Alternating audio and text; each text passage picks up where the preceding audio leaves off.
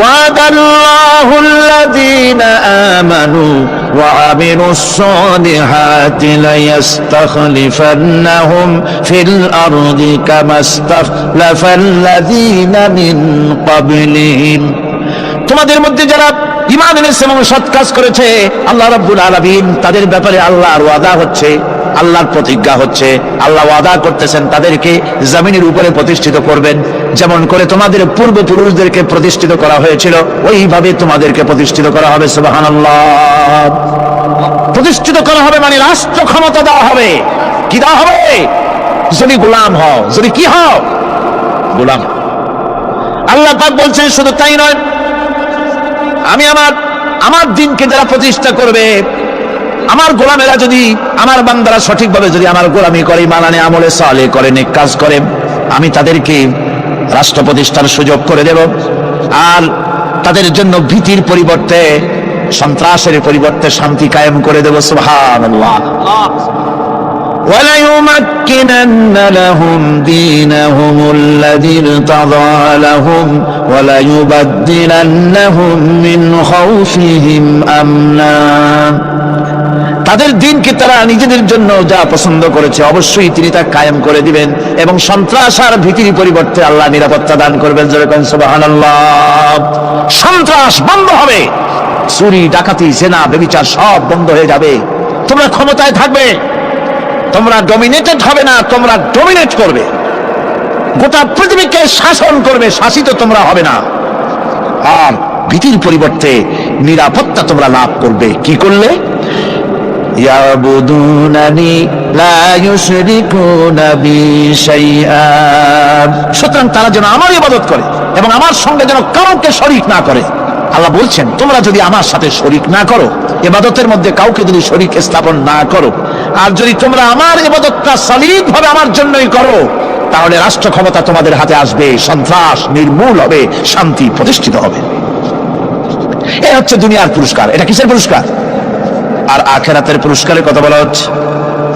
ومن يطع الله ورسوله ويخشى الله ويتقه فأولئك هم الفائزون। যে ব্যক্তি আল্লাহ এবং রাসূলের আনুগত্য করেছে, আল্লাহকে ভয় করে চলেছে, তার গজব থেকে বেঁচে রয়েছে, সেই হচ্ছে সফল কাম। সফল কাম মানে কি? কিয়ামতের দিন আল্লাহ পাক তাদেরকে জান্নাত দান করবেন। আল্লাহ পাক তাদেরকে কিয়ামতে কি দিবেন? জান্নাত দিবেন, চিরস্থায়ী শান্তির জায়গা, সেই জান্নাত লাভ করা যাবে। আজ ইবাদতের এই যে গুরুত্বপূর্ণ ইবাদত, এই ইবাদতের ভুল অর্থ সমাজের ভিতরে ছড়িয়ে আছে। সাধারণ মানুষের ভুল করেছে, অসাধারণ মানুষেরাও ইবাদতের ভুল অর্থ করে ভুলের মধ্যে নিমজ্জিত আছে বিরাট সংখ্যক লোকেরা। সাধারণ মুসলমানেরা তারা যে ভুলটা করলো ইবাদতের অর্থ করতে গিয়ে, সেটা হলো এই, সাধারণ লোকেরা মনে করলো কয়েকটা অনুষ্ঠানের নাম হচ্ছে ইবাদত, নামাজ, রোজা, হজ, যাকাত, সাদকা, ফিতরা, এর নাম হলো ইবাদত। অনুষ্ঠান শেষে তারা নিজেদেরকে স্বাধীন মনে করলো। তারা আল্লাহ পাকের প্রত্যেকটি আইনের ধারাকে লঙ্ঘন করলো। বছরে একবার রোজা রেখে, বছরে এক মাস রোজা রেখে মনে করলো ইবাদত শেষ। 5 ওয়াক্ত নামাজ পড়ে মনে করলে ইবাদত শেষ। আমি প্রশ্ন করি, 5 ওয়াক্ত নামাজের নামই যদি হয় ইবাদত, 5 ওয়াক্ত নামাজের নামই ইবাদত, এটাই যদি হয়, তাহলে 5 ওয়াক্ত নামাজ পড়তে সময় লাগে কত? উজু টুজু করে বড় জোর 1-1.5 ঘন্টা সময় লাগে 5 ওয়াক্ত নামাজ পড়তে। তো এর নাম যদি হয় ইবাদত, তার অর্থ কি দাঁড়াবে? অর্থ দাঁড়াবে আপনি 24 ঘন্টার ভিতরে 1 থেকে 1.5 ঘন্টার জন্য আল্লাহর গোলাম, বাকি 22 ঘন্টার জন্য শয়তানের গোলাম হতে কেউ রাজি আছেন? রোজার নামই যদি হয় শুধু ইবাদত, তাহলে তার অর্থ দাঁড়াবে বছরের ভিতরে একটা মাসের জন্য আপনি আল্লাহর গোলাম, আর 11 মাসের জন্য শয়তানের গোলাম হতে কেউ রাজি আছেন?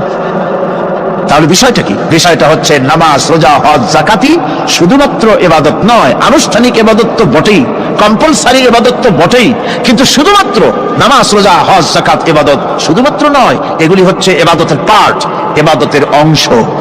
বরং জীবনের সব ক্ষেত্রে আল্লাহর হুকুমকে মানার নামই হচ্ছে ভাইরা আমার, একদিকে নামাজ রোজা করছে, অন্যদিকে আল্লাহর আইনের প্রতিটি ধারাকে লঙ্ঘন করে চলছে, মিথ্যা ওয়াদা করে, মিথ্যা কথা বলে, সুদ খায়, ঘুষ খায়, জেনা করে, এরপরে অন্যের হক নষ্ট করে, প্রতিবেশীর হক নষ্ট করে, হারাম মাল খায়, হকদারের হক নষ্ট করে, প্রতিবেশীর হক নষ্ট করে, জিন্দা মুর্দা মানুষকে নিজের জন্য শক্তিধর বলে মনে করেন। এক টুকরা রুটির জন্য অথবা এক ফোঁটা এক ঘটি পানির জন্য কাফেরের কাছে হাত পেতে দাঁড়ায় থাকে। এই যদি অবস্থা হয়, এটাই যদি হয় ঈমান, আর এটার নামে যদি ইবাদত হয়, তাহলে এই পৃথিবীর মুসলমানের আজ লাঞ্ছিত কেন? আল্লাহর ওয়াদা কি মিথ্যা? নাউযুবিল্লাহি মিন যালিক। আমাদের ইবাদত যদি ঠিক হয়, যদি সত্যিকারের ইবাদত যদি আমরা করে থাকি, তাহলে ক্ষমতায় ঈমানদারেরা নাই কেন? বিশ্বজুড়ে মুসলমানেরা লাঞ্ছিত কেন? তাহলে বুঝতে হবে ইবাদতের মধ্যে বিরাট গরমিল করে ফেলেছি, ঠিক কিনা?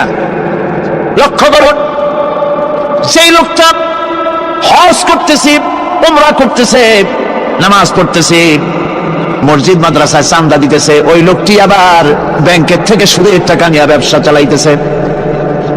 ব্যবসা ঠিক রাখার জন্য, ইনকাম ট্যাক্স ফাঁকি দেওয়ার জন্য ব্যবসায়ীরা 2 ধরনের 3 ধরনের খাতা মেনটেন করছে।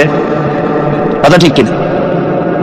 মিথ্যা কথা বলছে, ঘুষ দিতেছে, বেশি করে বিদ্যুতের বিল যাতে না আসে সেজন্য যারা বিদ্যুৎ লাইনে আছে তাদেরকে পয়সা দিয়ে ম্যানেজ করতেছে, ঠিক কিনা? আমি পার্লামেন্টে বলেছি বিদ্যুৎ বাইরের থেকে আনতে হবে না, ঘুরে ঘুরে আবার বিদ্যুতের কথা আসে।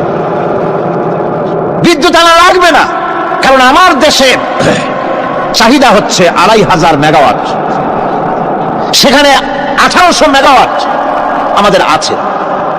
আরেকদিকে 4টা বিদ্যুৎ প্রকল্প বন্ধ হয়ে আছে। ওই 4টি বন্ধ হওয়া প্রকল্প যদি চালু করা যায়, তাহলে 2900 মেগাওয়াট বিদ্যুৎ উৎপাদিত হতে পারে বলে বিশেষজ্ঞরা বলেছেন। তাহলে আমাদের উদ্বৃত্ত 400 মেগাওয়াট থেকে যাবে। এইটাকে বাইরের থেকে আনার কোনো দরকার নাই। বিদ্যুতের অপচয় বন্ধ করুন, বিদ্যুতের চুরি বন্ধ করেন। মিল কারখানা যাদের আছে, লক্ষ লক্ষ টাকা বিদ্যুৎ বিল হয়, কিন্তু লাইনম্যানদের সঙ্গে ম্যানেজ করে গভর্নমেন্টে ফাঁকি দেওয়া হচ্ছে, ঠিক কিনা? তোমার নামাজের দাম কি? তোমার হজের 4 পয়সা দাম নাই। তুমি রাষ্ট্রকে ফাঁকি দিয়েছ, তুমি জনগণকে ফাঁকি দিয়েছ, তুমি দেশের শত্রু। টেলিফোনের বিল হাজার হাজার টাকা, লাখ টাকার বেশি বিল হয়, লাইনম্যানের সঙ্গে ম্যানেজ করে 500, 700, 2000 টাকা দিয়ে সারিয়ে দেয়, ঠিক কিনা? এরা জাতির শত্রু, দেশের শত্রু। এদেরকে ফায়ারিং স্কোয়াডে নিয়ে ক্লাস ফায়ার করে উড়ায় দেওয়া উচিত। এরা দেশের দুশ্মন। আজ সিস্টেম লসের নাম দিয়া বিদ্যুৎ চুরির আরেক ব্যবস্থা করা হয়েছে। সিস্টেম লস করে ওনারা নিজেরা, আর এর ভোগান্তি জনগণকে করতে হয়। কসাইয়ের মতো চুরি দিয়া জবাও করে জনগণের কাছ থেকে সিস্টেম লসের চার্জ আদায় করা হয়। আমি পার্লামেন্টে বলেছি, মাননীয় স্পিকার, সিস্টেম লস এই নামটা উঠাও দেন, এই কথা বন্ধ করে দিন। বিদ্যুৎ ধার করা লাগবে না, আল্লাহ আমাদের দেশে যথেষ্ট দিছে, কোনো জিনিসের অভাব নাই। এখানে গ্যাস আছে, তেল আছে, বিদ্যুৎ আছে, পাট আছে, চা আছে, নাই কি? অন্তত 8.5 কোটি টাকার কাগজ গুদামের মধ্যে বন্দী হয়ে আছে। ভারতকে খুঁজে করার জন্য সে দেশ থেকে কাগজ এনে খবরের কাগজ ছাপানো হচ্ছে, আর 8.5 কোটি টাকার কাগজ নষ্ট হয়ে যাচ্ছে, আমার দেশের কাগজ। সুতরাং বলতেছিলাম একথাই বলতেছিলাম যে ঈমান, আল্লাহর গোলাম হতে হলে ভুল করে বসেছি ইবাদতের অর্থ করতে। শুধু নামাজ, রোজা, হজ, যাকাত, মাজারে কিছু চান্দা দেওয়া, আগরবাতি, মোমবাতি, চাদর একটা দিয়া, পীর সাহেবের 10,000 টাকা চান্দা দিয়া, মোছে তেল মাই খেয়া দাঁত বাইর করে হাসে।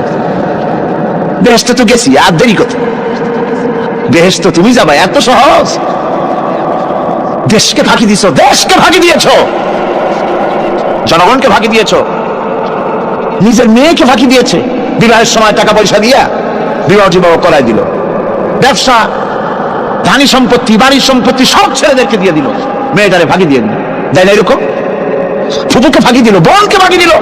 এরপরে মোনাজাত করে সবে বরাতে, আল্লাহ আমারে বেহেশত দিও। ফেরেশতারা কয়, মর তুই আগে, বেহেশত তোরে কেমনে দেয় ভালো করে দেখাই দেব। বেটা তুই যাবি বেহেশতে? এত সোজা? ওটা মামু বাড়ির বারান্দা নাকি? এত সহজ নয়। সুতরাং সাধারণ মানুষ মারাত্মক ভুল করেছে এখানে। নামাজ, রোজা, হজ, যাকাত ইবাদত, আর কিছু কি ইবাদত মনে করে নাই? আপনার চাকরি আপনার ইবাদত, চাকরিতে ফাঁকি দেওয়া যাবে না। আপনি সুস্থ মানুষ, মেডিকেল লিভ নিয়ে ওয়াজ মাহফিল অথবা কোনো ইজতেমায় যাওয়া যাবে না, কোনো চেল্লা দিতে যাওয়া যাবে না। মেডিকেল লিভ নিয়ে আপনি সুস্থ মানুষ, কেন আপনি মেডিকেল লিভ নিচ্ছেন? আপনি ফাঁকি দিতে পারবেন না। সরকারি চাকরি করেন, মিল কলকারখানায় চাকরি করেন, ফরজ নামাজ পড়েছেন ভালো কথা, সুন্নাত পড়েছেন ভালো কথা, নফল পড়বেন না। জোহরের নফল পড়া বাদ দিন। যদি আপনি চাকরিজীবী হন, চাকরি করেন, ওটাই ইবাদত। এর নাম ইসলাম, এর নাম ইসলাম। গভর্নমেন্ট যে বেতন দেয় সেই বেতনের উপরে সন্তুষ্ট থাকুন, ঘুষ খাইয়েন না। যদি বেশি বেতন লাগে গভর্নমেন্টের কাছে দাবি জানান যে আমাদের বেতন বাড়ায় দাও। ঘুষ খাবেন কেন? হারাম। যে বলে এটা কি?